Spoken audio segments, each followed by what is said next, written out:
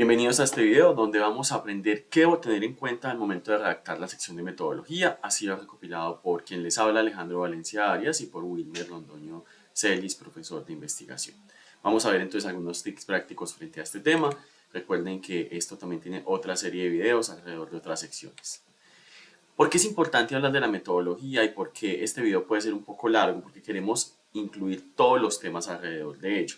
Y es, bueno, cómo se hizo el estudio, qué se hizo en la investigación, con quiénes se hizo, a quiénes se tuvo en cuenta y con qué tipo de instrumentos. Entonces, estos elementos son vitales porque son los que hacen que un proceso investigativo sea replicable y detallado. Esas dos palabras son fundamentales. Replicable en la medida en que se puede tomar el mismo paso a paso que lleve a cabo en otro contexto y se pueden obtener resultados similares o comparables. Esto es vital, por ejemplo, para investigaciones en el desarrollo de vacunas, donde se deja un paso a paso tan detallado que al final se puede reproducir el mismo proceso y se va a llegar al mismo tipo de resultado. Lo que hace esto es la validación del conocimiento. En términos de ciencias sociales, ciencias humanas, pues es un poco más complejo porque no se van a reproducir exactamente los mismos resultados. No tenemos un proceso de control de laboratorio como si lo tenemos en ciencias exactas, pero sí tenemos la posibilidad, por ejemplo, de generar una encuesta sobre intención de creación de empresa en una población específica en Colombia y que esta encuesta tenga unos resultados que puedan llegar a ser replicables y comparables con otra muestra seleccionada en Perú siguiendo el mismo proceso. ¿Qué proceso? Identificación del cuestionario, formulación de las preguntas, identificación del instrumento como tal, pruebas estadísticas y todos los elementos que permitan que mi investigación tenga la capacidad de ser reproducible. Por eso esas dos palabras que les mencionaba son fundamentales. Replicable y detallado. En la medida que es más detallado mi proceso metodológico, es más fácil que sea replicable, que otros lo puedan tomar como referente y en la medida que mi trabajo investigativo es tomado como referente, se va volviendo más válido para la ciencia. Por eso decimos que un estudio que se ha citado 150 veces puede tener más preponderancia que uno que se ha citado 5 o 6 veces, porque ya 150 de otras investigaciones han tomado partes de ese estudio para validar también su conocimiento. Es así que se va construyendo la ciencia, en la medida que nuestra investigación es socializada y también validamos el conocimiento a partir de este tipo de procesos. La metodología realmente es un elemento fundamental en todo el proceso metodológico. Si no está bien formulada, se cae la investigación. Puede estar bien formulada, pero al final no responden los resultados a la metodología, se cae la investigación. Mi objetivo puede ser muy ambicioso y al momento de formular la metodología me doy cuenta que no soy capaz de ejecutarla, se cae la investigación. Por eso del cómo se hizo es tan importante y vamos a ver cada uno de los elementos. Supongamos que una investigación dice los estudiantes mejoraron su rendimiento, pero si no hay claridad de qué hizo que mejoraran el rendimiento, qué significa mejorar el rendimiento. Yo puedo mejorar mi rendimiento en un 5% o en un 50%. Si yo no entiendo cómo se hizo para que esto pasara, cómo se midió, qué tipo de instrumento se utilizó, si es una medición de rendimiento antes de una formación y posterior a la formación, entonces no estoy contando la situación, queda como una caja negra el por qué mejoraron su rendimiento. Entonces no se va a entender el proceso, no se va a poder replicar lo que hizo que mejoraran el rendimiento y por lo tanto no se va a poder confiar en el resultado. En ese sentido, vamos a hablar de 6 elementos básicos de la metodología. No quiere decir que sean los únicos, hay otros elementos que pueden generarse a partir del tipo de investigación que estemos haciendo, pero definitivamente estos 6 responden a la dinámica básica de lo que es una sección de metodología. Son enfoque, tipo de estudio, diseño, población y muestra, el análisis de datos y las consideraciones éticas. Vamos entonces a hablar de cada uno de ellos.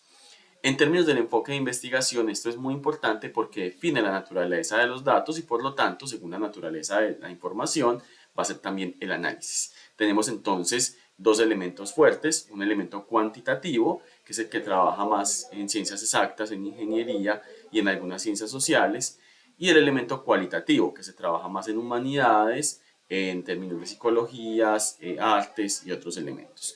Cuantitativo, quiero que nos quedemos con esta definición. Trabaja con una dinámica de medición, es decir, normalmente con datos numéricos que se utilizan para poder comparar un fenómeno. Esto lo diferencia fuertemente del cualitativo porque el cualitativo no tiene la necesidad de implicarse en datos ni en mediciones. Él quiere mayor profundidad, busca comprender el fenómeno. ¿Y cómo lo comprende? A partir de la recolección de opiniones, experiencias, percepciones, normalmente de individuos sobre un elemento. Un ejemplo de un estudio cuantitativo estaría orientado, por ejemplo, a la medición de qué factores intervienen en el uso de inteligencia artificial y cuántas horas a la semana en estudiantes universitarios de ingeniería. Esa medición de los factores dice que los factores más preponderantes son estos porque tienen una puntuación estadística determinada y los menos preponderantes estos, y hace una medición de las horas. Miren que todo gira en torno a la medición. Y el cualitativo es ya generar una dinámica, por ejemplo, de percepción de los estudiantes frente a las implicaciones éticas y el aprendizaje con el uso de inteligencia artificial. Esto ya sería entonces conocer experiencias, percepciones, profundidad, y ya no estaríamos pensando en medir ni en que aparezcan datos. Un error muy grave es tratar de cuantificar lo que se genera en entrevistas. No, no se debe cuantificar. Su riqueza está orientada justamente en comprender opiniones y experiencias frente al tema. Y ahora hay un enfoque que es bien importante y es el enfoque mixto, porque nos ayuda a combinar ambos elementos. Combina tanto lo numérico como lo cualitativo, es decir, esa búsqueda y esa interpretación más profunda de las percepciones y opiniones. Nosotros podemos tener un enfoque mayoritariamente cuantitativo, pero con un enfoque cualitativo, es decir, generamos, por ejemplo, una encuesta y queremos profundizar sobre algunos elementos de lo que obtuvo en la encuesta, hago unas entrevistas para darle mayor significado a los datos. Ese sería un enfoque mixto con mayor preponderancia cuantitativa que cualitativa. Y nos puede pasar también lo contrario. Generamos unas entrevistas, 30 entrevistas a personal administrativo de una universidad para entender cómo se promueve el emprendimiento, y a partir de los resultados de las entrevistas decidimos tomar una encuesta para hacer un sondeo con estudiantes sobre la apreciación frente a esa promoción del emprendimiento. Miren que combina ambos, pero esto nos permite una visión más completa, aunque también más costosa en términos de tiempo y más engorrosa en términos de los dos tipos de análisis. Importantísimo entonces tener claro cuál es nuestro enfoque. Pero antes de tener claro el enfoque, también pensemos cómo se redacta cuando lo estoy generando en la sección de metodología. Recuerden que en este tipo de videos tratamos de darles una definición muy por encima, pero también un elemento de redacción alrededor del tema. Desde lo cuantitativo, por ejemplo, una redacción plantearía lo siguiente: la presente investigación adoptó un enfoque cuantitativo ya que buscó medir el nivel de uso de herramientas de inteligencia artificial por medio de TAN y analizar su relación con el rendimiento académico. Simplemente tenemos una definición del por qué, pero también podemos llegar a respaldarlo con una mayor profundidad. ¿Esto donde se genera más? En trabajos de grado, en proyectos de investigación, donde hay que dar un sustento más grande de por qué se tomó el enfoque. Desde el cualitativo, la presente investigación adoptó un enfoque cualitativo debido a que buscó comprender, miren que cambia la perspectiva, experiencias y percepciones de los estudiantes sobre el uso de herramientas de inteligencia artificial. Miren que es el mismo objeto de inteligencia artificial uso, pero uno mide el nivel y el otro comprende experiencias y percepciones. Y desde el enfoque mixto, entonces estaríamos hablando de al menos dos etapas. Una primera etapa que puede ser una encuesta para identificar frecuencia y patrones de uso, y una segunda etapa donde se realizaron entrevistas para comprender cómo esas herramientas influyeron en el proceso de aprendizaje. Estos son ejemplos muy básicos, pero es para que aterricemos un poco a qué nos referimos cuando nos referimos a este tipo de enfoques. Ahora, hay un elemento fundamental que puede ser previo a pensarnos en el enfoque, y es el tipo de estudio. ¿Por qué es fundamental? Porque esto es lo que nos permite delimitar qué pretendo lograr con el análisis de los datos. Y esto está muy orientado al alcance o al objetivo analítico de la investigación. Cuando hablamos de ese alcance y de ese objetivo analítico, estamos hablando entonces de un elemento fundamental, y es hasta dónde quiero llegar con esta investigación.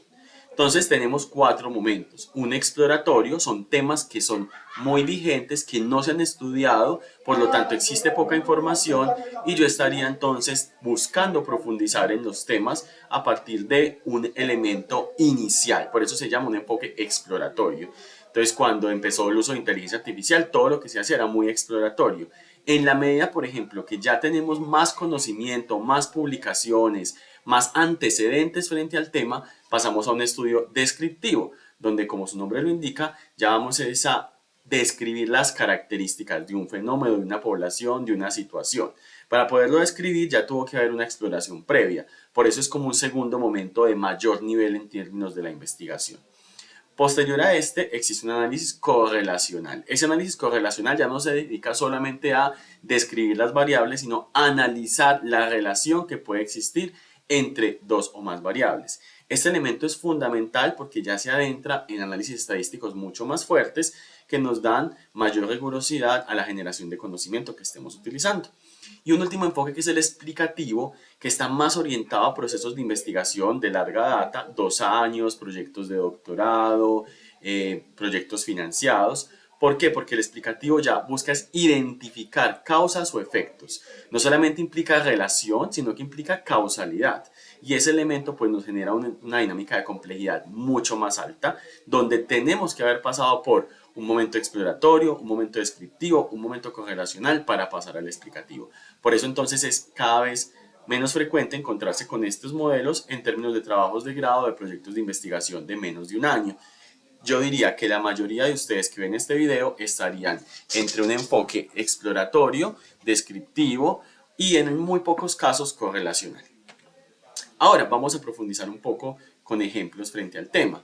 Recuerden, el exploratorio está orientado desde la medida de pocos referentes o antecedentes de un tema.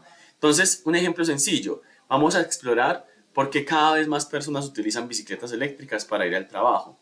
¿Por qué lo denomino exploratorio sabiendo que ese tema ya se ha estudiado? Porque yo busco conocer razones que permitan entender a mí como investigador por qué las personas sigan a utilizar este elemento y realmente existen estudios, sí, existen estudios en países y en economías desarrolladas, en Alemania, Reino Unido, en Australia, pero en términos latinoamericanos no, entonces por eso hago primero un elemento de sondeo, de exploración, porque el elemento de bicicletas eléctricas también está muy asociado a descongestión de tráfico, pero también en dinámicas de sostenibilidad medioambiental y también dinámicas de bienestar. Entonces miremos que es un elemento que engloba no solamente la parte de mercadeo en términos de mayor venta de las bicicletas, sino también en muchos elementos de sostenibilidad. Ahora, si yo quiero pensarme el elemento más descriptivo, ya recuerden que es la parte de caracterización de las variables, una variable, un factor, un hábito, y por eso el ejemplo está orientado a describir hábitos de uso de celular entre los estudiantes de una universidad. ¿Por qué hablamos entonces del elemento descriptivo? Porque miren que el propósito está más orientado a caracterizar los hábitos de uso, que considera aspectos como, cuando yo hablo de hábito, hablo de tiempo de uso, tipo de celular que utilizo, momento del día donde lo utilizo, aplicaciones más utilizadas. Entonces miren que pasa un elemento mucho más puntual donde empiezo a describir elementos, factores, variables que me ayudan a entender de forma más profunda el fenómeno. Ahora, si quiero irme por un elemento mucho más fuerte, que es el que les decía con un componente doctoral, entonces estaríamos hablando de un enfoque explicativo. Ejemplo, evaluar si reducir el tiempo de uso de celular antes de dormir mejora el rendimiento académico de estudiantes universitarios. Este es un ejemplo, como les decía, muy básico, pero ¿por qué hablamos de él como explicativo? Porque no solamente se dedicó a explorar qué afectaciones tiene el uso del celular antes de dormir en el rendimiento académico, no solo generó una descripción de las variables, qué variables, qué tipo de celular usa, qué tipo de aplicaciones, cuántas horas al día, cuántas horas antes de dormir, qué tipo de videos o contenido observa, que es el descriptivo, no solo generó una dinámica de correlación, es decir, qué variables pueden estar más correlacionadas, el ejemplo, edad, si la edad tiene algo que ver con este uso, el tipo de carrera, el género, sino que pasó a un elemento posterior, evaluar si reduciendo el tiempo mejoraba el rendimiento. Miremos que esto es mucho más profundo porque nos implica comparar hábitos de uso con resultados académicos y esto solo lo podemos hacer mediante técnicas estadísticas avanzadas que puedan identificar la posible influencia de una variable sobre la otra, es decir, la causalidad, si el tiempo de uso condiciona el rendimiento o no. Y eso nos obliga también a detectar qué otras variables lo pueden hacer, porque no va a ser el único mecanismo de cálculo. Por lo tanto, miren que su enfoque es mucho más complejo. Y el correlacional, que ya lo veíamos en el ejemplo anterior también, es analizar relación entre variables. Ejemplo, analizar la relación entre la actividad física y niveles de estrés. Se presupone que a mayor actividad física hay menos niveles de estrés. Entonces, hablamos de un estudio correlacional, por ejemplo, si medimos niveles de actividad física y medimos niveles de estrés y simplemente hacemos una relación mediante técnicas estadísticas de esta variable. Miren que aquí no hay causalidad. No estoy hablando que los niveles de estrés hagan que se tenga que hacer más actividad física o a que a mayor actividad física menores niveles de estrés. Simplemente estoy planteando si existe una relación, si esto tiene alguna asociación de algún modo, y por eso las técnicas estadísticas son menos complejas que en los estudios que veíamos anteriormente de tipo explicativo. Entonces, en este componente quiero que tengamos claro hasta este momento del video dos elementos. Primero, debo definir el tipo de estudio: exploratorio, descriptivo, correlacional o explicativo, teniendo en cuenta que en ese orden será la complejidad. Dependiendo también del tipo de estudio, pues el enfoque de investigación va muy ligado. Entonces, estudios muy exploratorios normalmente pueden llegar a ser cualitativos.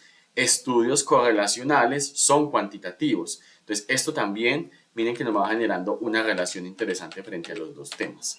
Ahora, vamos con un elemento fundamental: el diseño del estudio, que lo vamos a definir como esa estrategia metodológica que me va a ayudar a entender, venga, cómo se va a recolectar la información, cómo se va a organizar esa información y cómo se van a analizar los datos o la información que recolecte. Podemos hablar entonces que existe diseño según manipulación de variables, experimentales y no experimentales. Como su nombre lo indica, el experimental me permite manipular variables para observar los efectos luego de la manipulación. Vamos a ver un ejemplo. Y el no experimental es donde no hay manipulación. ¿Por qué? Porque estamos observando el fenómeno tal y como ocurre. En la mayoría de los casos de quienes ven este video será no experimental, porque la manipulación de variables requiere unos elementos éticos, de costos y de tiempo que normalmente están asociados a proyectos financiados o a proyectos doctorales o de largo plazo. Y también tenemos según el tiempo, transversal y longitudinal, pero quiero profundizar más en las siguientes diapositivas. En términos experimentales, por ejemplo, vamos a evaluar si un programa de ejercicio físico de 8 semanas, pongámosle 20 minutos al día, reduce los niveles de estrés en estudiantes universitarios. Miren esto es interesante, porque podemos desarrollar un programa de ejercicio físico y tener dos grupos de estudiantes. Un grupo experimental que llevó a cabo el programa de ejercicio físico las 8 semanas y un grupo que sería el grupo de control que no hizo el programa de ejercicio físico. Entonces evaluamos de esos dos grupos primero los niveles de estrés y 8 semanas después evaluamos los niveles de estrés de los que llevaron el ejercicio físico versus los que no llevaron el ejercicio físico. Es fundamental hacer la medición previa y posterior, porque es lo que nos permite identificar si hubo una variación posterior a los elementos que logré estudiar en este proceso. ¿Qué elementos son?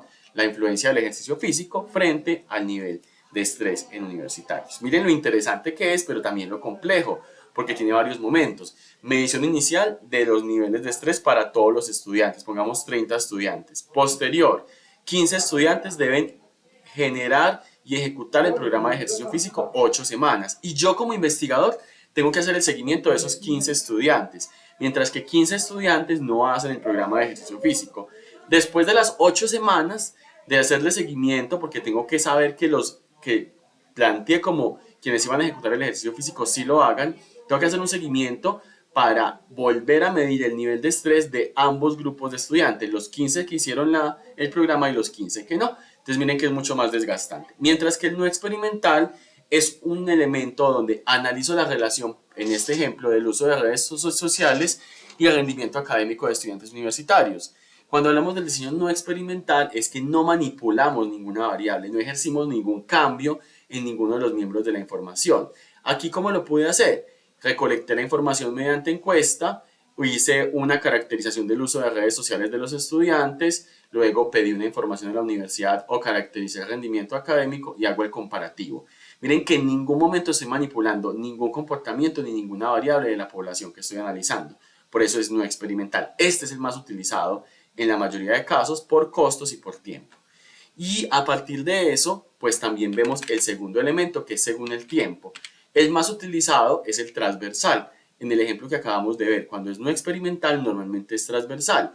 ¿Cómo memorizo que es transversal? Piensen en esto. Transversal es una fotografía en el tiempo. En este momento voy a un aula, a un salón, recolecto con una encuesta los hábitos de uso de redes sociales y esa encuesta la llevo y la digitalizo, ¿cierto? Hago la transcripción de la información o la tabulación de los datos. Y a partir de eso lo contrasto contra el rendimiento académico. Esa es una foto en el tiempo. Hice la medición en un solo momento del tiempo. ¿Cómo hablaríamos de algo no transversal? Hago la medición de los estudiantes al inicio del semestre, uso de redes sociales, rendimiento académico y al final del semestre, esperando encontrarme con qué, con que la gente a inicio de semestre use más redes sociales porque tiene más tiempo, menos exámenes, menos trabajos, y al final del semestre use menos redes sociales porque tiene más trabajo. Ese es un supuesto. A lo que hoy es, en ese momento deja de ser transversal porque no es una fotografía en el tiempo. En ese momento es longitudinal porque hago varias mediciones a lo largo del tiempo.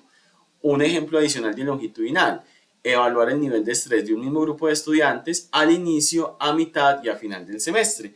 Ya entonces no es una fotografía en el tiempo, son tres fotografías, tres momentos diferentes del periodo académico y en cada medición evalúo, por ejemplo, nivel de estrés, frecuencia de actividad física, uso de redes sociales, horas de sueño, y eso lo vuelvo un comparativo. Entonces miren lo interesante porque ya no es una fotografía, sino es un seguimiento en el tiempo de la población a la cual le quiero hacer el análisis o mi población objetivo. Este estudio es mucho más interesante, pero miren también que es mucho más complejo. Vamos a integrar estos elementos en una dinámica de redacción. Esta redacción busca explicar la perspectiva metodológica, el estudio y cómo se llevó a cabo de forma muy corta. Ustedes en sus secciones de metodología lo deben hacer más largo, pero aquí es para que nos quede claro el ejemplo. La presente investigación adopta un enfoque cuantitativo, ya que, y digo por qué es cuantitativo, el estudio fue de tipo correlacional, debido a que, y explico por qué es correlacional. Para ello se empleó un diseño no experimental de corte transversal, puesto que las variables fueron observadas sin ser manipuladas por los investigadores y la información se recolectó en un único momento mediante una encuesta aplicada a los participantes. Es decir, el lector puede conocer qué significa no experimental y transversal, pero en la medida que lo dejo más explícito va a ser mucho más claro. Yo les recomendaría que estos dos elementos ustedes le den más peso a por qué fue cuantitativo y más peso a por qué fue correlacional. Pero no lo hacemos acá en este ejemplo porque la idea es que ya en las particularidades de cada uno de ustedes pues lo puedan tener en cuenta. Vamos a un elemento fundamental, población y muestra. ¿Qué es la población? El conjunto de unidades de análisis que cumplen ciertas características. Ejemplo, yo quiero hacer una encuesta en estudiantes de ingeniería de la Universidad X para medir su intención emprendedora. ¿Quién es la población? Todos los estudiantes, o sea, el conjunto total de estudiantes de ingeniería activos de la Universidad X. Los estudiantes de ingeniería son de 5 carreras y en total son 1.350 estudiantes. Ese es mi conjunto total, porque quiero identificar la intención emprendedora en dichos estudiantes de ingeniería, dado que el emprendimiento tecnológico se dice que es el que genera mayor posibilidad de empleo y crecimiento a lo largo de los años. Pero yo no puedo encuestar a los 1.350 estudiantes, entonces yo elijo una muestra. ¿Qué es una muestra?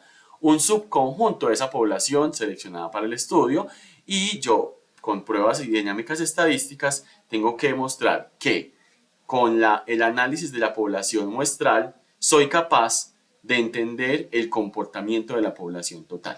Cuando ustedes ven una encuesta sobre intención de voto, no se encuesta a todos los habitantes de una población. Entonces, intención de voto en Perú.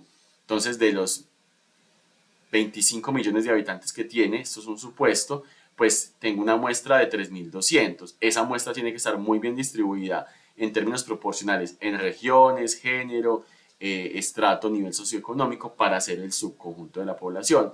Pero obviamente estos son estudios mucho más fuertes que ahorita vamos a identificar los tipos de diferencias muestrales. ¿Qué es un elemento clave a identificar acá? Primero, el tamaño de la población. Hay poblaciones grandes. Yo digo, voy a analizar la intención emprendedora de estudiantes universitarios de Medellín. Claro, eso es una población de más de 300.000 personas, donde obviamente va a ser mucho más complejo generar la dinámica de criterios muestrales, pero para eso entonces hablamos de muestras infinitas, que ahorita vamos a hablar un poco del tema. El tamaño de la muestra fundamental, el tipo de muestreo y los criterios de inclusión. Vamos a desarrollar cada uno de esos elementos. Entonces, un ejemplo, articulado con el anterior, una población de 1000 estudiantes matriculados en una universidad durante el primer semestre de 2026, quiero identificar esos estudiantes nuevos, qué tanto uso hacen de inteligencia artificial y voy a seleccionar una muestra de 300 estudiantes. Alejandro, ¿cómo seleccionaste 300 y no 400 y no 100? Vamos a ver qué opciones tengo para la selección de la muestra. Primeros elementos en términos de esto. Existen criterios de inclusión y exclusión. ¿Qué significa criterio de inclusión? Definir quiénes pueden participar en la investigación.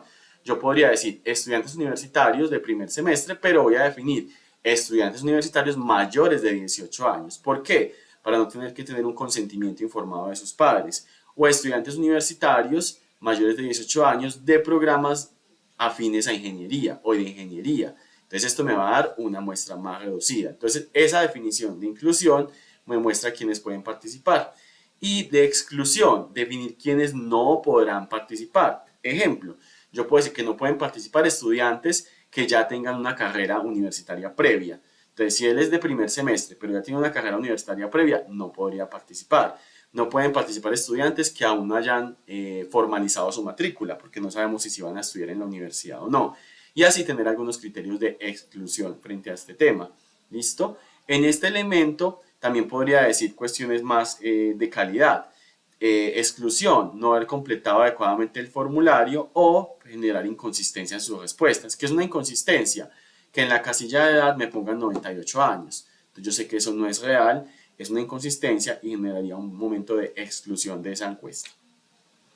Ahora, ¿cómo selecciono la muestra? ¿Cómo sé ese número que estábamos viendo atrás? Entonces, esa selección de la muestra está orientada a identificar la representatividad. Por eso el muestreo es un proceso mediante el cual seleccionamos los participantes de esta investigación y la elección depende del tipo de objetivos de estudio, los recursos que tenga disponibles tanto en dinero como en tiempo y la forma en que pueda acceder a la población.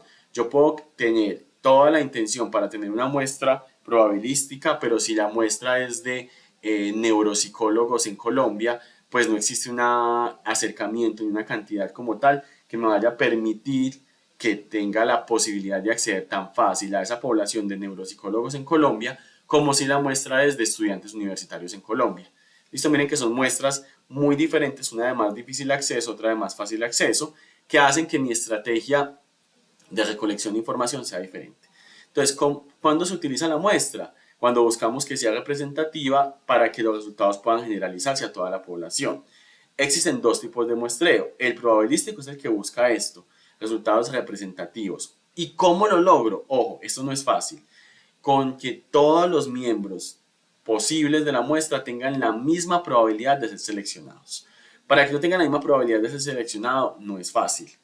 Ejemplo, vamos a hacer un muestreo con mujeres frente a la intención que tengan de participar en un programa que incentive la creación de empresa en mujeres. ¿Listo? Entonces voy a hacer llamadas a las 3 de la tarde. Si hago llamadas a las 3 de la tarde, no todas las mujeres de Medellín tuvieron la misma probabilidad de ser seleccionadas. ¿Por qué? Porque a las 3 de la tarde las que estén trabajando de forma presencial no estarán en casa, así que si hago llamadas o no me podrán contestar el celular, pues hay una mayor probabilidad de que me contesten mujeres que no están en este momento empleadas o que no tienen una dinámica laboral que les exija estar por fuera de sus casas, si estamos hablando de que llaman a las casas. Listo, entonces voy a cambiar el foco, voy a encuestar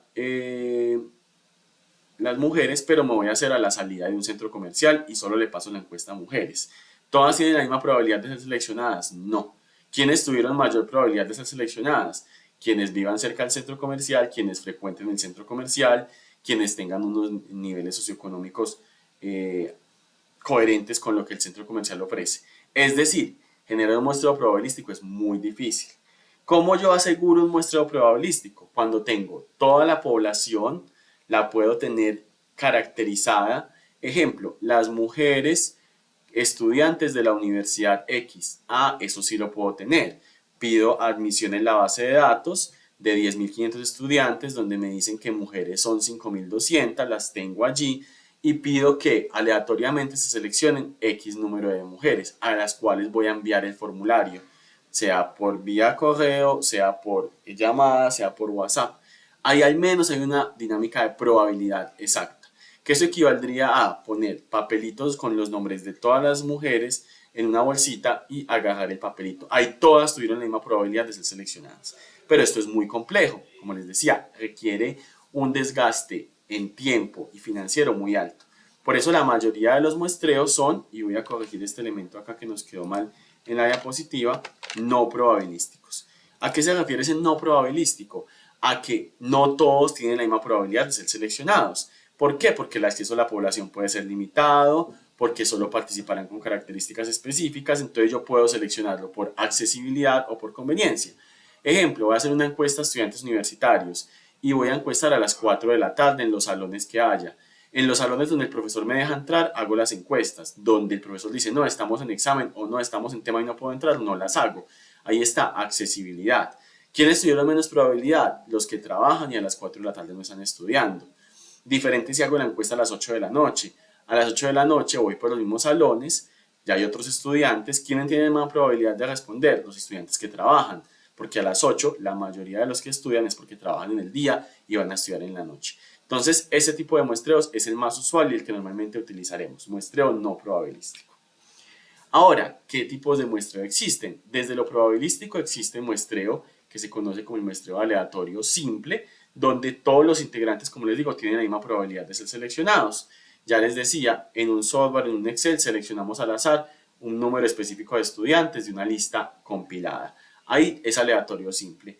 Hay uno sistemático y es, definimos un intervalo fijo después de un inicio aleatorio y a partir de ese intervalo es seleccionado el estudiante. Tenemos una lista de 1250 estudiantes y vamos a seleccionar que el que esté como múltiplo de 5, es decir, el 5, el 10, el 15, el 20, el 25, serán seleccionados. Ese es sistemático, pero sigue siendo aleatorio. El estratificado, este es bien importante porque no solamente es la probabilidad de selección, sino que divido grupos y selecciono grupos dependiendo de la proporción.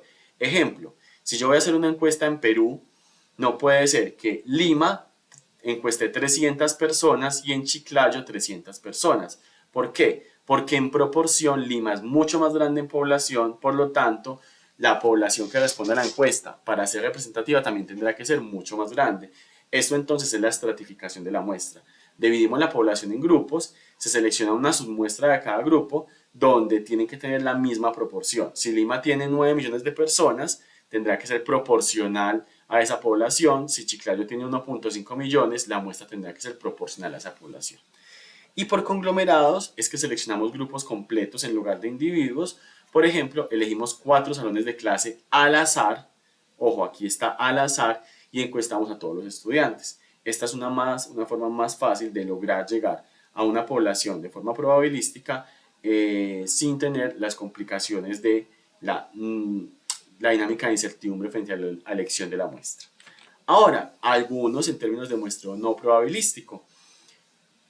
Los principales 3 tipos de muestreo. Por conveniencia, yo selecciono los participantes disponibles o de fácil acceso. Ejemplo, voy a hacer una encuesta sobre uso de inteligencia artificial. Me paro a la salida de la biblioteca y los estudiantes que salgan, tengan tiempo y disposición, me responden la encuesta. Eso es por conveniencia. Segundo, estoy haciendo una encuesta sobre uso de un software contable. Voy al curso de contabilidad de la profesora que es amiga y hago la encuesta allí. Eso es conveniencia.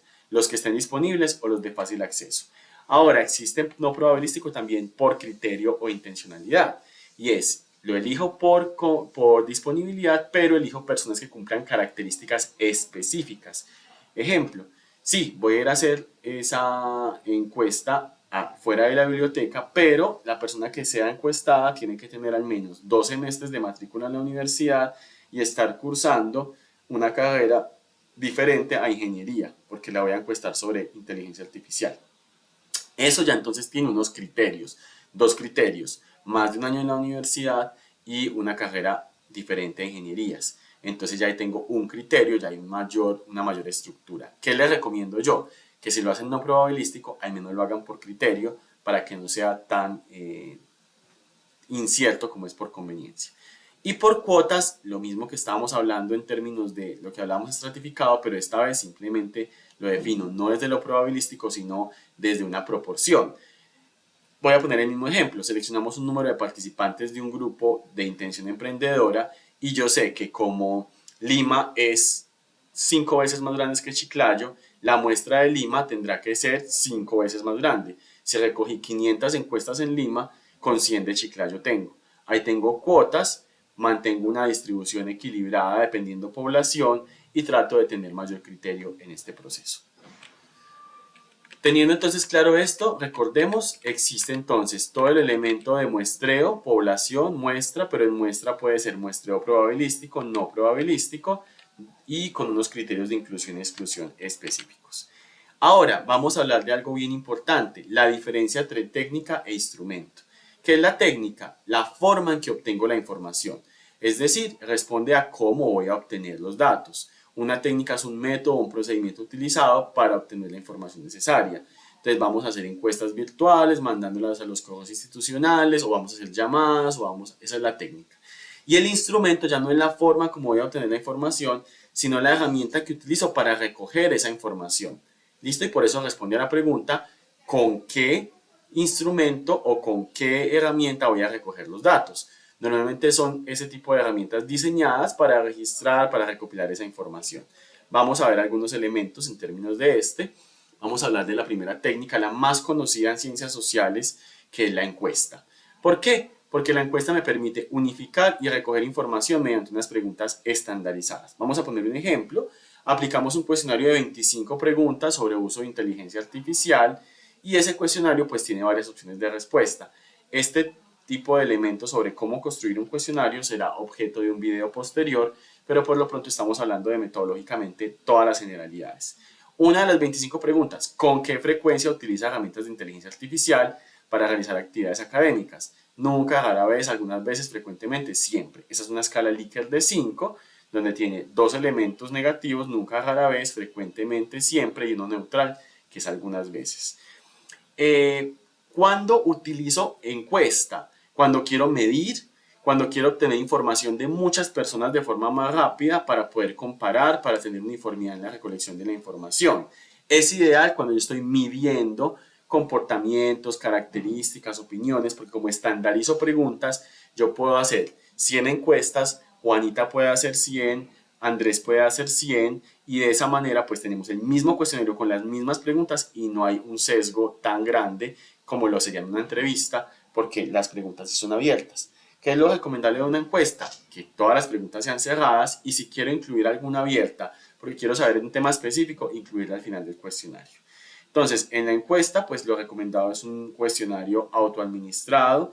Ahora se utiliza mucho de forma virtual y hay diferentes herramientas como Google Forms para poderse desarrollar.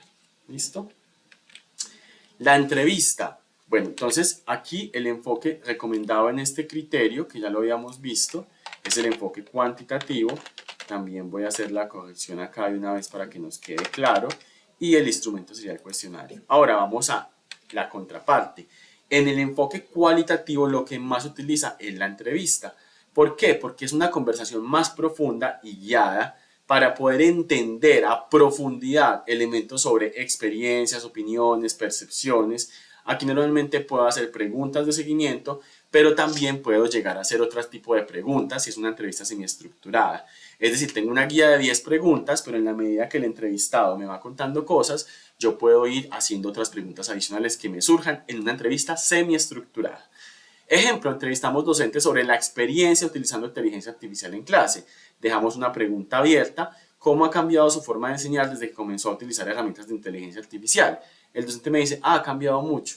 Yo no me puedo quedar con esa respuesta, tengo que decir, ¿y por qué considera que ha cambiado mucho? Por esto, esto y esto. ¿Y eso qué implica? Entonces voy ahondando y por eso se conoce como entrevista a profundidad, porque tengo un guión donde unas preguntas básicas, pero voy ahondando frente al tema. Otra técnica que puede utilizarse ya en lo cuantitativo o lo cualitativo es la observación. La observación tiene una característica interesante y es que registra comportamientos y situaciones directamente. Muy claro en esto es en la investigación de mercados. Se utiliza observación para identificar la gente cómo interactúa con los productos, por qué pasillos va, qué se demora más comprando, qué toma primero. Otro ejemplo más sencillo, observar el uso de computadores en una sala de informática. Entonces, nos sentamos en la sala de informática de la universidad y simplemente observamos quiénes utilizan IA, quiénes van a internet, quiénes van a jugar, quiénes preguntan al docente, cuánto tiempo utilizan el computador, si lo utilizan con audífonos, si no, qué otras actividades hacen. Entonces miren que aquí registramos comportamientos, situaciones. Lo puedo utilizar también una guía de observación, puede ser desde la dinámica más cuantitativa, desde lo industrial, cuánto se demora la producción, qué movimientos hacen los operarios, qué tan cansados se ven, qué otras observaciones tengo. Entonces miremos que se traduce en listas de chequeo o guías de observación. Los grupos focales definitivamente tienen un enfoque desde lo cualitativo y aquí viene lo interesante. En la entrevista es una conversación tú a tú en profundidad, pero en el grupo focal yo estoy buscando reunir a varias personas para que discutan sobre un tema específico. Esa discusión está orientada a que hayan puntos a favor, puntos en contra o puntos encontrados, porque el gran valor del grupo focal es qué opiniones, qué elementos novedosos surgen a partir de la discusión de varios participantes sobre un mismo tema. Ejemplo, vamos a realizar una discusión con estudiantes sobre las ventajas, pero también los desafíos que tiene la inteligencia artificial. Y una de las preguntas es, ¿qué ventajas y desafíos se encuentran en el uso de inteligencia artificial durante su proceso de aprendizaje? Allí entonces, un grupo puede decir, yo encuentro estas ventajas, el otro puede decir, no, a mí no me parece que eso sea una ventaja, el otro dice, no, yo creo que sí, el otro dice, yo nunca la utilizo por esto, y el otro dice, si no la utilizas estás atrasado. Entonces miren que hay un contraste. Y el guía del grupo focal debe ser lo suficientemente habilidoso para generar que no haya una discusión, sino un diálogo. Listo, una discusión en términos pues, de gravedad. El análisis documental definitivamente se utiliza o cualitativo o mixto y es casi donde empiezan todas las investigaciones. Ejemplo, yo quiero entender el uso de inteligencia artificial en una universidad. El primer objetivo específico podría ser explorar las políticas institucionales sobre el uso de inteligencia artificial. Venga, ¿qué hay en la institución? ¿Qué guías existen? ¿Qué dice la normativa? Y eso lo puedo generar sea en un texto, en una matriz de análisis documental, en una recopilación. ¿Qué es lo que quiero hacer yo con esta técnica de análisis documental? Identificar si la información ya existe en documentos, en informes, en normas, en bases de datos, en otros registros, para que yo no parta de cero, sino que pueda generar un primer antecedente. Se debe hacer una investigación empresarial, se debe hacer una investigación obviamente académica, porque es entender que no somos los primeros que nos pensamos este tema, sino que hay otros que se lo han pensado. Vamos a pasar a un elemento fundamental después de haber visto algunos ejemplos de técnicas y es la validez y confiabilidad de los resultados. Cuando hablamos de validez, identificamos si el instrumento, sea una encuesta, sea una entrevista, sea el guión de un grupo focal, está midiendo el aspecto que deseo evaluar. Entonces, cuando hablo de esto, ¿qué puedo hacer para generar validez? Venga, vamos a pasar el instrumento a un experto, que es juicio de expertos, o el instrumento ya está hecho, vamos a hacer una prueba piloto del instrumento con algunos estudiantes, 10 estudiantes para ver si se entiende, si no se entiende, que hay que modificarle, o un análisis de validez de contenido, que ya es una cuestión más desde fuentes secundarias, pero que también puede ser un elemento. Lo importante es que se valide de alguna manera. ¿Por qué son importantes estos dos elementos, validez y confiabilidad? Porque antes de aplicar cualquier instrumento de recolección de información, para que no hayan fallas y no tengan que devolverme, es necesario verificar que realmente ese instrumento está midiendo lo que se desea medir y por lo tanto se van a producir los resultados consistentes con lo que yo deseo medir. Y la confiabilidad está más orientada a medir si el instrumento produce resultados consistentes cuando se aplica en condiciones similares. Esa confiabilidad está más orientada para estudios cuantitativos, desde lo estadístico para cuestionarios, y el indicador estadístico más fuerte con el que se evalúa es el alfa de Cronbach, pero también hay pruebas sobre pruebas, consistencia interna del instrumento y otro tipo de elementos estadísticos que se pueden utilizar para dar índices de confiabilidad del instrumento y de las variables. Y hay un elemento fundamental y es explicar cómo voy a hacer el análisis de datos. ¿Por qué? Porque esto que estaría finalizando la sección de metodología es el proceso mediante el cual la información recolectada se está organizando y a partir de esa manera puedo yo describir cómo la estoy organizando, procesando, interpretando y cómo esto que estoy haciendo responde a los objetivos de investigación. Por eso entonces algunos elementos fuertes. Venga, cuéntenos los datos obtenidos, qué información se obtuvo, mediante qué técnicas o mediante qué instrumentos. Organice la información. depure, cuéntenos cómo depuró, cómo codificó, cómo preparó los datos para el análisis. Ahora sí, vamos al análisis. ¿Qué métodos estadísticos o qué herramientas cualitativas se identificaron para poder hacer el análisis de resultados y para poder llegar a unos hallazgos consistentes? ¿Cómo voy a generar la interpretación de resultados? ¿Cómo genero esa explicación, esa sección de hallazgos? ¿Cómo está estructurada para poder interpretar los resultados a la luz de los objetivos que me planteé, normalmente objetivos específicos? Y las conclusiones, ¿cómo hago esa síntesis de los principales resultados y respuesta a la pregunta de investigación? En ese sentido, voy a clasificar tres elementos en forma muy general. Cuando tengo el enfoque cuantitativo, pues cómo analizo los datos con técnicas estadísticas que me permiten en un inicio describir, que es lo más básico, después comparar y lo más fuerte es generar relaciones de causalidad entre variables. Las herramientas más comunes, SPSS que es pago, R que es gratuito, Excel que es gratuito y Stata que también es pago. Con R ustedes podrían llegar a hacer cualquier tipo de análisis estadístico. Cualitativo, ya entonces hablo es de la identificación, sea de categorías, de temas, de patrones. Hay software que normalmente son pagos como Atlas-T, En Vivo, que me permiten identificar a través de mapas mentales este tipo de categorías, pero yo lo puedo hacer también de forma manual. Y el mixto, pues evidentemente es la combinación tanto de la dinámica estadística, como les decía, les sugería R, como el análisis e interpretación de información cualitativa cuando la recolecté. Eso es, por ejemplo, cuando utilizo encuestas para medir intención emprendedora y luego a los estudiantes que reportaron que sí querían crear empresa les hago entrevista para entender el por qué quieren crear, los que quieren crear. Ahí combino lo cuantitativo y lo cualitativo. Ejemplos de redacción en este tema para la redacción de la metodología. En el cuantitativo, los datos recolectados mediante el cuestionario fueron organizados en una base de datos, en una hoja de cálculo y analizados mediante el software SPSS versión 29. Inicialmente se realizó un análisis descriptivo mediante frecuencias, porcentajes, medias, desviaciones. Posteriormente se aplicó la prueba de correlación de Pearson, entonces miremos que describimos todo el elemento. En lo cualitativo, diferente. Las entrevistas fueron transcritas de manera literal y analizadas mediante un proceso de codificación temática utilizando el software Atlas-T. Posteriormente las respuestas se agruparon en categorías y subcategorías que permitieron, y así voy entonces desglosando ese elemento. Y el mixto, pues una combinación de los dos elementos. Lo que hice más fuerte, lo más protagónico lo describo primero, en este caso lo cuantitativo, y se analizó en SPSS, y después digo que las entrevistas que se aplicaron se analizaron mediante una codificación en Atlas-T. Entonces miremos qué sencillo también en términos de redacción. Elemento fundamental, las consideraciones éticas. Primero, hay que tener un consentimiento informado, sea al inicio de la encuesta, en las entrevistas fundamental que lo firme, porque las entrevistas normalmente van a ser grabadas.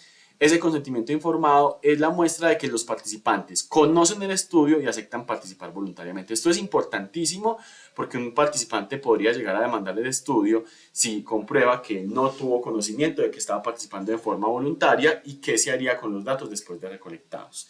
Segundo elemento fundamental, la confidencialidad. Garantizarle a la persona que está participando en el estudio que su información es personal, se protege y no será divulgada, que solamente se utilizará con fines investigativos y académicos.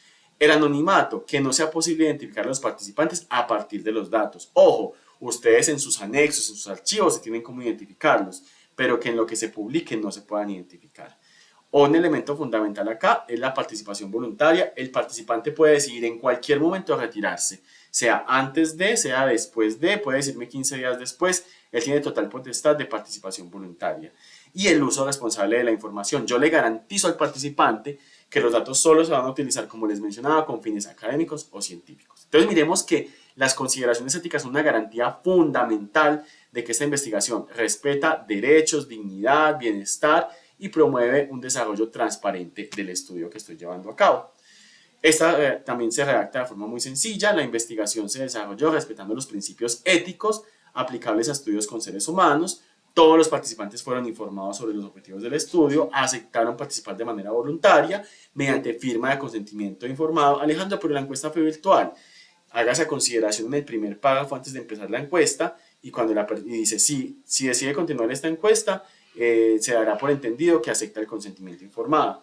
Garantizarle confidencialidad, anonimato, decirle cómo se lo garantizamos y darle la claridad que los datos serán utilizados con fines académicos y científicos. Ahora, para darle cierre a esto, quiero que entendamos cómo se articula Cada etapa de la metodología contribuye al cumplimiento de los objetivos de investigación y va a describir con suficiente detalle cómo esto puede ser replicable y detallado. Tengo un problema. El problema es identificar si existe una relación entre la actividad física y niveles de estrés. Ese problema se tradujo en un objetivo: analizar la relación entre la actividad física y los niveles de estrés en estudiantes universitarios. La metodología, como quiero analizar esa relación, lo voy a hacer cuantitativo, correlacional para poder identificar la relación que existe, no experimental, es decir, no voy a manipular variables, solamente voy a hacer una encuesta para identificar en el momento cuáles son los niveles de estrés versus la actividad física que hacen, y transversal, una fotografía en el tiempo. Población y muestra: una población de 1.250 estudiantes, pero una muestra de 294, y lo seleccioné mediante muestreo aleatorio simple. Todos los 1.250 estudiantes tuvieron la misma probabilidad de ser seleccionados. Técnica o instrumento: la técnica va a ser una encuesta virtual que se va a mandar a los correos electrónicos de todos los estudiantes, y el instrumento un cuestionario validado por fuentes secundarias de información, es decir, que otros estudios ya lo habían hecho, con 25 preguntas. La recolección de información, como ya les decía, virtual en el primer semestre de 2026. ¿Y cómo voy a hacer el análisis? A partir de estadística descriptiva y utilizando también correlación de Pearson con el software SPSS. Esto a grandes rasgos es lo que incluye la sección. Obviamente tiene los otros componentes que les decía, la parte ética y otros elementos que le dan mayor valor agregado al componente. El profesor Wilmer Londoño Celis y yo les damos las gracias por haber escuchado este video y esperamos que les haya sido útil. Gracias.